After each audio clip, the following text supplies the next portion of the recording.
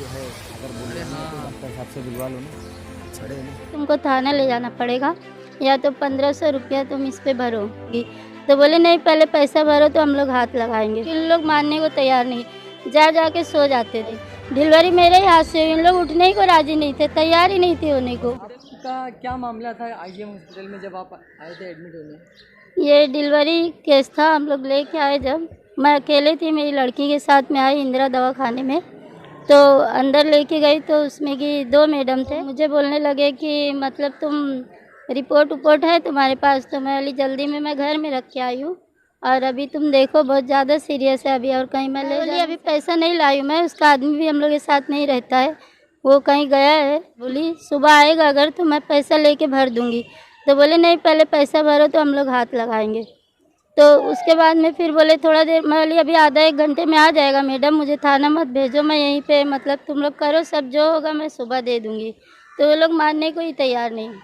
उसके बाद में फिर मतलब वो लोग कैसा भी बोले अच्छा ठीक है रहने दो, तुम फ़ोन लगाते रहो, उसको घर वाले को बुलाओ, पैसे का इंतज़ाम करो, हम लोग हाथ लगाएंगे, डिलीवरी हो जाएगी। तो उसके बाद बोले ठीक है, फिर एडमिट ले लिए, पेपर बनाने के लिए भेजे, मैं पेपर बनाने के लिए गई। उसके बाद फिर आई तो वो मैडम है ना, फिर देखी तो सो रहे थे दोनों मैडम सो गए थे। तो मैं उठाई वो लोग को कि लड़की तड़प रही है, तुम ज़रा ध्यान दो। तो बोले उनको आने दो तुम्हारे जो है वो लड़की के आदमी को, फिर हम लोग देखेंगे।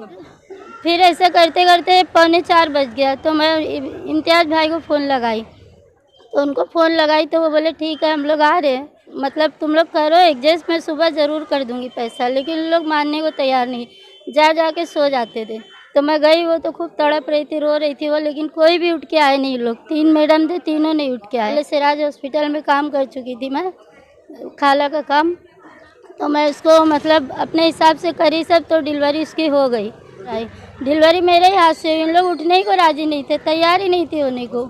मैं जा के उठा रही हूँ लेकिन फिर सो जा रहे। सुबह का 4 बज गया, जबकि बोले थे 1-1:30 बजे डिलीवरी हो जाएगी। उसके बाद मैं आवाज़ दी, बोली देखो मैडम इसको पकड़ो। तो आए, लड़की को सिर्फ मतलब उसके लड़के को छुए भी नहीं, हाथ भी नहीं लगाए, बच्चा सांस उस नहीं ले रहा है। मैं उसको 2 बार थपथपा के मारी तो वो रोने लगा ज़ोर से।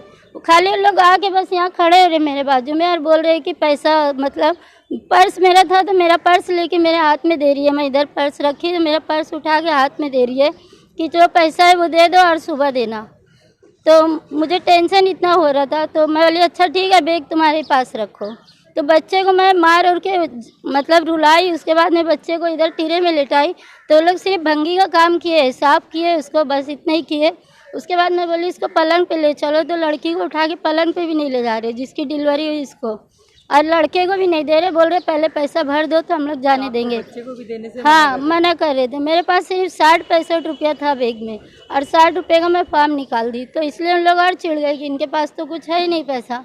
अब तो उसके बाद बोलते हैं हम लोग 2-3 घंटे बाद अंदर से बाहर निकालते हैं, तुम अभी पलंग पे ले जाओगे औरत को, ऐसा बोले। तो मैं बोली मैडम सब हो गया है अभी, तो अब उसको पलंग पे लेटा दो, जो होएगा आके उधर करना, मैं उसको कुछ खिला पिला दूँ, एकदम दांत और बैठ जा रहा है इसका, ज़्यादा हालत ख़राब है, ज़रा समझो ना। तो बोले नहीं पैसा भर दो तो हम लोग करेंगे। बात किया या कोई कंप्लेंट किया?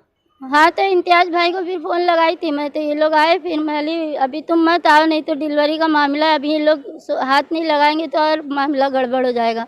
डिस्चार्ज भी नहीं दे रहे थे वो लोग। मैं बोली मुझे छुट्टी चाहिए। डॉक्टर आया, रिपोर्ट निकाल लिए खून का, तो बोले खून का रिपोर्ट मिलेगा तो छुट्टी हो जाएगी, जबकि फाइल में रिपोर्ट थी, लेकिन वो लोग निकाल के दे नहीं रहे थे रिपोर्ट। आज के टाइम में क्या बोला जा रहा था आपसे? बोल रहे थे अभी छुट्टी नहीं मिलेगा, पैसा भरो तो छुट्टी मिलेगा 1500 रुपया।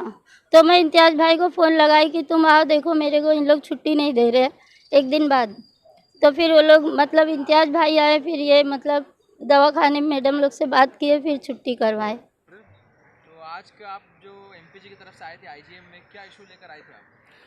तो हमको एक खबर लगी है कि एक लेडी से जो है ये लोग ने पैसा मांगे, उस लेडी के पास पैसा नहीं था, तो उसकी डिलीवरी भी उस लेडी के कंप्लेन के हिसाब से कि डिलीवरी भी वो लोग ने नहीं कराया, बल्कि जो बाजू के जो बेड थी वो साथ में उसकी मदद की डिलीवरी कराने के लिए, वैसा वो लेडी ने यहाँ कंप्लेन डाली।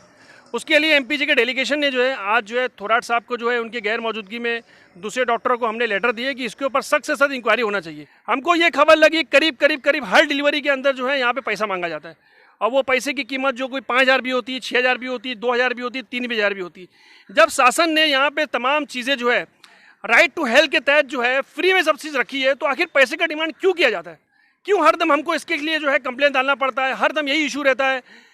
तो इसके लिए हम ये प्रशासन से ये आदेश करते हैं कि भिवंडी मिरर के जरिए हम ये बात जो है उन तक पहुंचाना चाहते हैं कि आप इनके ऊपर सख्त से सख्त कार्रवाई लें और ये सिस्टम को, जो करप्शन का जो सिस्टम है, ये जो पैसे मांगने का जो सिस्टम है, ये यहाँ पे खत्म हो और जो जो इसके अंदर मुलविस है इनके खिलाफ जो है इंक्वायरी हो।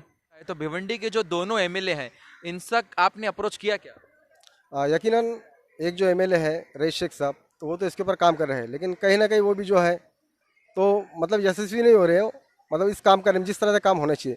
जैसे कि 100 बेड का हॉस्पिटल है और एचएफ नाम के हिसाब से जिस तरह यहाँ पर मतलब डॉक्टर्स होने चाहिए, स्टाफ होना चाहिए, वो स्टाफ नहीं ला पा रहे हैं।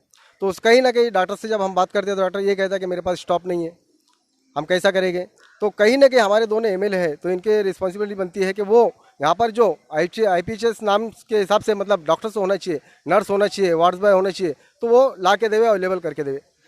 अभी हम ये जो कंप्लेन हमारे पास आई है, हम जो है दोनों एमएलए के पास जो है ये लेटर फॉरवर्ड करेंगे, हम उनसे मिलेंगे। और रईस शेख साहब जो है और महेश चौगले साहब जो है, इसके पहले भी हमने उनको अप्रोच किया और इनका सपोर्ट भी है हमको। और रईस शेख साहब जो है इसके लिए दौरा भी कर चुके हैं और दौरा करने के बाद जो इन्होंने मीटिंग ली और मीटिंग के अंदर यहाँ पे जो मेडिकल ऑफिसर जो थोराट साहब है उनको उन्होंने सख्त वार्निंग भी दी थी कि भाई इस किस्म की चीज़ें यहाँ नहीं होना चाहिए। तो अभी ये जो मामला हमारे सामने आया है, ये लेके हम रईस शेख साहब से मिलेंगे, महेश चौगले साहब से मिलेंगे, इन तक ये बात रखेंगे और मुझको पूरी उम्मीद है कि हमारे दोनों एमएलए जो है इसके खिलाफ सख्त से सख्त इंक्वायरी लेंगे और आइंदा इस किस्म की चीज़ें ना हो, ये इसके ऊपर ध्यान देंगे। यहाँ पे काम करने वाला जो डिपार्टमेंट है, मावशी वगैरह, तो आप उसके बारे में क्या बोलना चाहेंगे? मैं ये कहना चाहूँगा उस बारे में कि जो पेशेंट यहाँ पे थी, जिनका ये मैटर हुआ है, इवन उनको जब डिस्चार्ज करने का मौका आया तब भी उनको बहाना लगाया जा रहा था कि आपको आज डिस्चार्ज नहीं दिया जाएगा, यानी उनका पूरा इंटेंशन था पैसा खाना। मेरे इंटरफेयर के बाद वहाँ पे डिस्चार्ज हुआ है और ये बहुत ही दुखद घटना है। मैं चाहता हूँ कि ऐसा किसी के साथ ना हो। रात भर उनको सताया गया है और खुद ब खुद डिलीवरी हुई और सफाई भी साथ वाली औरत ने की। कितनी शर्मनाक बात है, इतने तरक्की याफ्ता दौर में IGM में आज भी ऐसा होता है। तो मैं health minister Rajesh Tope sir से रिक्वेस्ट करता हूँ कि आप भी इस मामले को के ऊपर गंभीरता से इसको लेते हुए कार्रवाई करें। और जो मौसी है नंदा, जिसके बारे में मालूम हुआ है, नंदा और भारती, ये 2 मौसी थी, तो मैं ये चाहता हूँ कि चार मरतबा नंदा नाम की मौसी को निकाला गया है। फिर ये जो कॉन्ट्रैक्टर है बार बार इनको क्यों रखता है, कॉन्ट्रैक्टर के खिलाफ भी कार्रवाई होना चाहिए, ऐसी मेरी अपील है, डिमांड है। और इस तरह की कार्रवाई, इस तरह के वाक़यात IGM में दोबारा ना हो, इसका ख्याल रखा जाए, ये मेरी रिक्वेस्ट है।